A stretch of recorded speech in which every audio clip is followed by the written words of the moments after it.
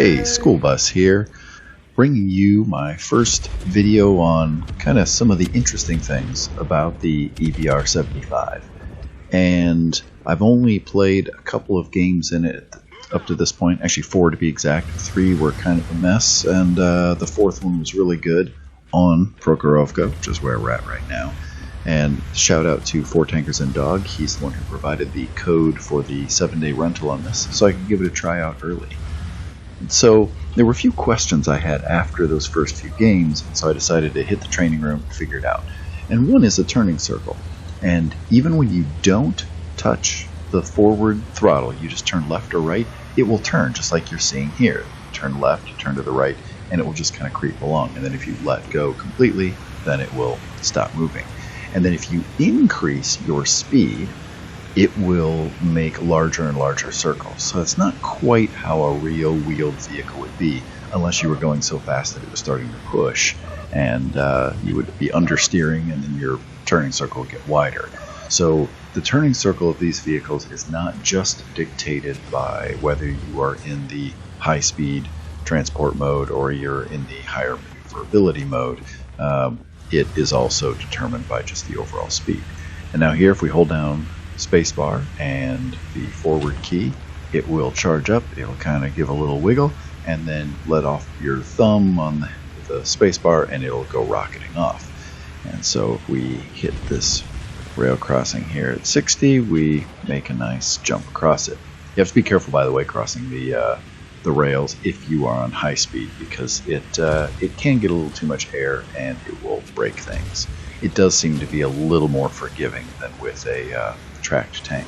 Now here's one of the things that's a little bit different. We'll zoom over here, and I do advise when you're doing mountain goating, do not leave it in high speed mode. And we're able to hop up on here.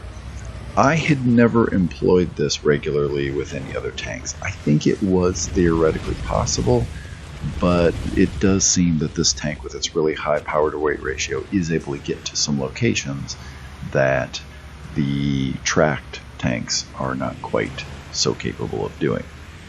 So that's just kind of an interesting FYI, that if there are spots on maps that had tall hills, you may want to try climbing them, even if you had failed before. And here's demonstrating you can jump across the rail line.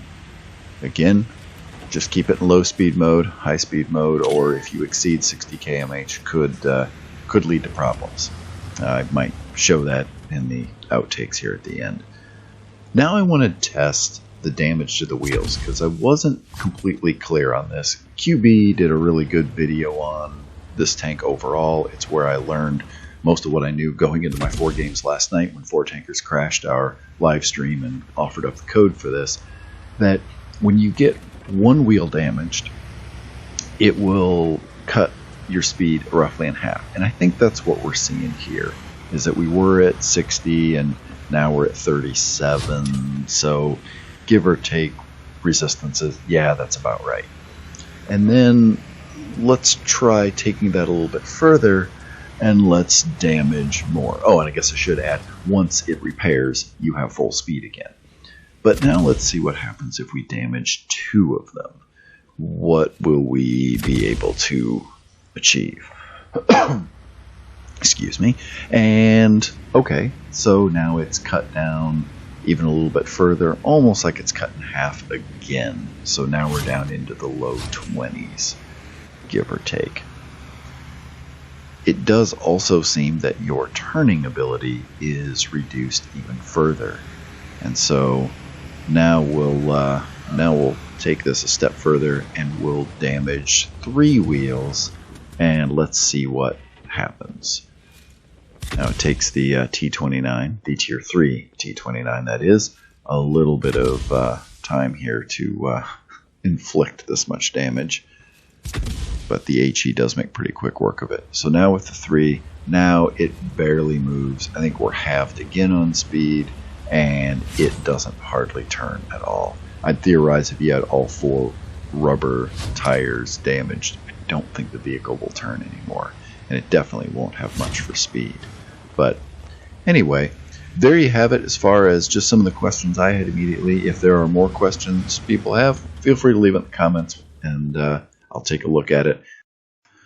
But as for this video, I leave you here with a slow-mo of why not to cross the rails too fast.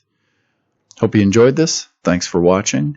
And if you are liking this content, please let me know below, or at least click the like button, subscribe to the channel, whatever suits you.